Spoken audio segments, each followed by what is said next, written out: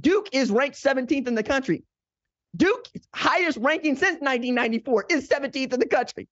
Now, I was having a conversation with myself because that's how we do this show, right? I have conversations with myself.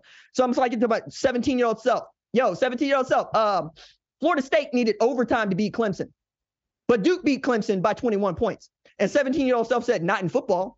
And I was like, And he's like, not in football. Like, that's what it is, dog. Duke beat Clemson 28-7.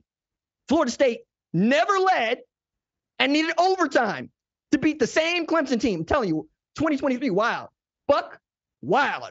Ain't nothing as wild 2007, and we probably should throw that one away. But it's still Buck, wild. And I'm here for it because I'm looking at a Notre Dame team that's still got something to prove. So this is the part where I get to tell you that Lou Holtz is out here cutting heaters, man. He's cutting promos. He cut a promo before Notre Dame, Ohio State, and he's cut a promo off after Notre Dame, Ohio State, because he's finally figured out at 86 years old, I don't coach. They ain't my teams. I can say whatever I damn well please about anybody. So if I tell you that Ohio State is soft and Notre Dame is a better football team, even after they lost the game 17-14, that's just what it is. And my goodness, did it seem to just get under the skin of Ohio State fans, but I understand it, right? Don't nobody like to be called soft. Don't nobody like to be called like they're a finesse team, because that's also going against Ohio State's whole constitution, because that's a program that's built its entire being on running the football. And it's only been in the last 5 years where they have really started to go at people aerially. So to call them finesse, to call them soft, it's going to mean a little bit something different. But you know what? Better be finesse with 11 people on the field than be hard with 10. Okay? That's number one. I understand that it is difficult to overcome, but Notre Dame shot itself in the foot repeatedly in that game. I mean, I saw 6 offensive linemen and 2 tight ends and Aldrick Estime in the backfield, and you run in play action. I'm like, and not just that, they're double covering the tight ends when you got 6 offensive linemen on the field. Run the football. Like, that's what Notre Dame's identity is. It's giving the ball to that dude in the back and saying, stop him if you can. Like, I get Sam Hartman is that guy, and it's great that you got that element, and you need to really go into that element, like with Jalen Greathouse, with Chris Tyree, with your 2 great tight ends. But in that game, it felt like you were playing right into their hands when you're throwing the football on short down and distances. I don't think they're going to do that against Duke. I think if nothing else, Marcus Freeman is going to tear it all down and go, no. Fundamentals, block and tackle, 11 men on the field. If it's 3rd and short, run the damn football. If everybody knows you're running the football and you can still run the football, you have won the football game. It's that simple. And I don't know that Notre Dame is going to face another team where they're going to see a defense as stout as Ohio State. And it looked like, at least against that front 7, you could do what you want to do. I think Notre Dame rushed for 176 yards against Ohio State. Do that against Duke. I mean, you're asking Riley Leonard to beat you, basically, right? And I thought the game that Duke beat Clemson in, it's just weird. You know, Clemson has been kind of clownish from a jokey standpoint, like not like clown behavior, not like people who call me clowns on the Twitters, more like, haha, I can't believe that just happened. Because it's stuff that Cade Klubnik, not just getting sacked, but fumbling the football, Florida State picking that thing up, running back for 6, that's the difference in the game. I don't know that you can count on that against the Notre Dame team, and yet they had 10 people on the field and goal line stand. The more I watch that play, dog, I just got to point out that it doesn't get better with each viewing. Like, I tried to come up with, I thought was a good excuse, and you pointed out to me in the comments on the Twitters, yo, RJ, take the penalty. I mean, what are we talking about? Moving the football 6 inches? Yeah, you right. And then you got Chip Trainum coming on for Travion Henderson, and then you could have put your 4th defensive lineman on, but then you're in nickel. Why are you in nickel in the goal line? I know that Notre Dame fans are tired of it, and I get it, but it's also me trying to tell you, if you take care of the stuff you have in your control, you're going to win more football games. And I think you can do that against Duke. I know that this game is at Duke, but it's Duke. Now, they'll be loud because you're Notre Dame, right? And everybody gets up for Notre Dame, but you travel well. This should not be the chore that it seems it might be. You're favored heavily in this game, or it's not heavily. You're favored by 5.5. All right. Duke hadn't beat Notre Dame in 2016. I'm gonna go with Notre Dame here. because I think it's a good football team. I really do. I think that Benjamin Morrison showed me a lot against Marvin Harrison Jr. I don't know who you got that can beat him one-on-one. And if you could play man in Notre Dame defense, Al Golden can send 5 defensive back out there on the goal line stand. He can't. I'm sorry. It's just hard. It's hard. Run the football. Hand it to that really deep tailback when you have. Let Sam Hartman play action football, man. Like, he's going to find dudes wide open downfield if y'all just established a run. Do that against Duke. You got an opportunity. But Duke, best story west of the Mississippi. As a matter of fact, if Prime wasn't coaching Colorado, Duke would be getting more of our attention because it's a phenomenal story going on down there. And if they beat Notre Dame, they're going to get more of our attention because they're going to become a favorite to play in the ACC championship game, even if they got Florida State left on the schedule, right? So I think the Blue Devils not playing with house money because you want to go win. Like Elko said, we want to win right now. But certainly, you're ahead of schedule. And that's a team that won 9 games last year. Shouldn't be sneaking up on anybody this year. But you got to come correct, and you got to take care of the things you can control if you're Notre Dame to win that game. All right, number 2, Michigan at Nebraska. That's 3:30 p.m. on Fox following USC Colorado. Michigan is heavily favored in this game, 17.5 points. For Michigan fans, it's about trying to figure out what your run game is, and I think your run game is just fine.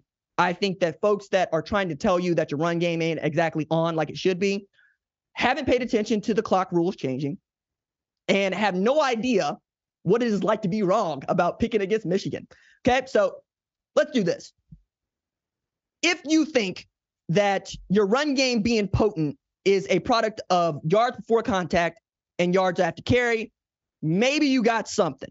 Right? Maybe that's a way to look at this, is that your offensive line is not getting on blocks so much and that Blake Corum, Donovan Edwards, them aren't doing as great a job of hitting holes and making people miss after.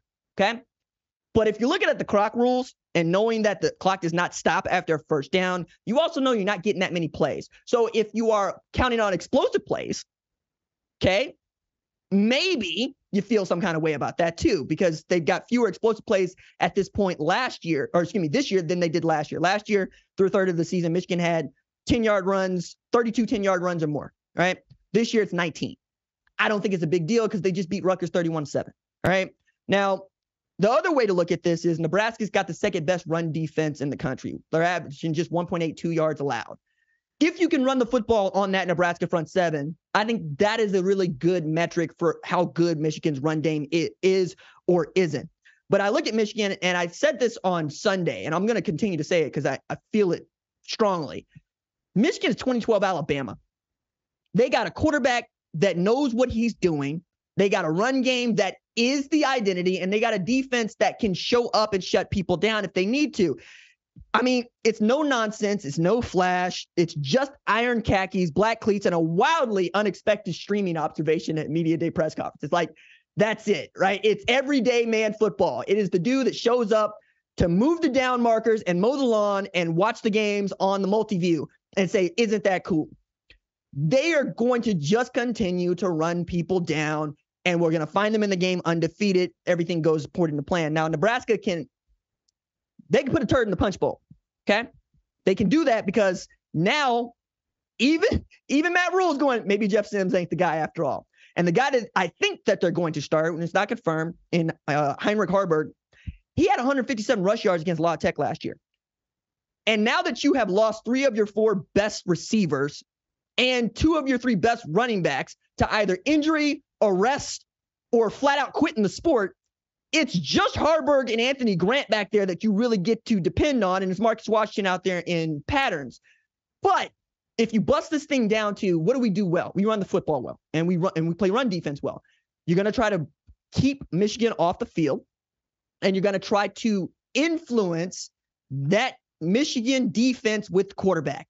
Run QB power if you gotta, run option if you gotta. If you got to take it back to the Taylor Martinez era, great. If you got to take it back to the Eric Crouch era, great. Whatever you have to do to win football games. And I think Nebraska's in a great position here to really slow the game down. It's at home, and try to control this game so it doesn't get out of hand. So the closer this, like, if Nebraska can keep Michigan under 21 points for the majority of the game, I think they're going to give themselves an opportunity to win it at the end. It's a tall ask, right? Because I still think that Michigan offense is somehow being underplayed. But you know what? It's me saying it. So again, Anthony Grant, Harburg, Thomas Fadone, Billy Kemp, Marcus Watts, those dudes.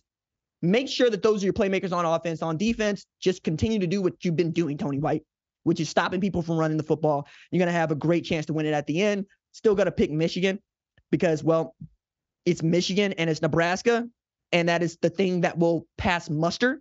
But again, would not shock me if Nebraska pulls the upset. Again, wouldn't shock me if Michigan covered the spread because this game could go either way with these two teams. Next on the list, let's talk about number 13 LSU at number 20 Ole Miss. LSU favored by 2.5 here. I asked my buddy Clayton Harrell, who is a huge LSU fan and married into an Arkansas family.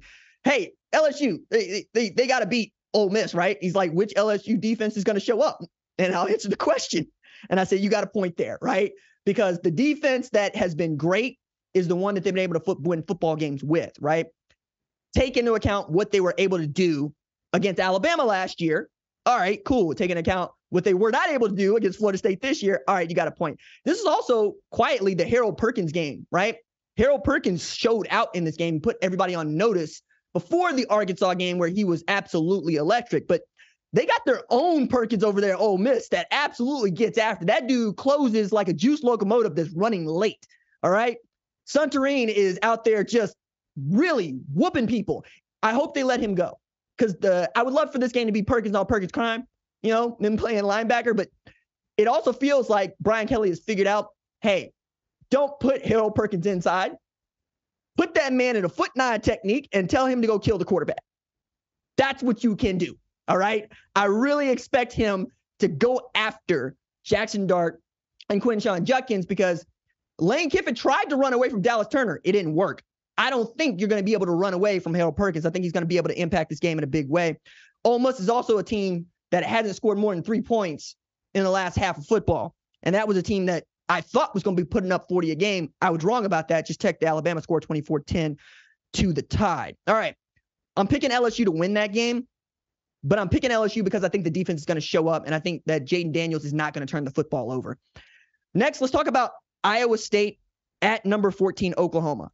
This is a classic trap game from the Sooners, okay? So much so that I have already been asked what I think is going to happen in OU, Texas, and I refuse to talk about it. Let's get past Iowa State. Same Iowa State that coffin nailed Oklahoma State, that had Rocco Beck go for 341 through the air. The same Iowa State that drops 8, right? Rushes 3 and frustrates the hell out of you, by the way. Charles Kelly, that's what you need to be doing against Caleb Williams. You need to drop 8, make everybody tackle. Don't let anybody beat you over top. If you got to run around, he's going to beat you running football, let him do that.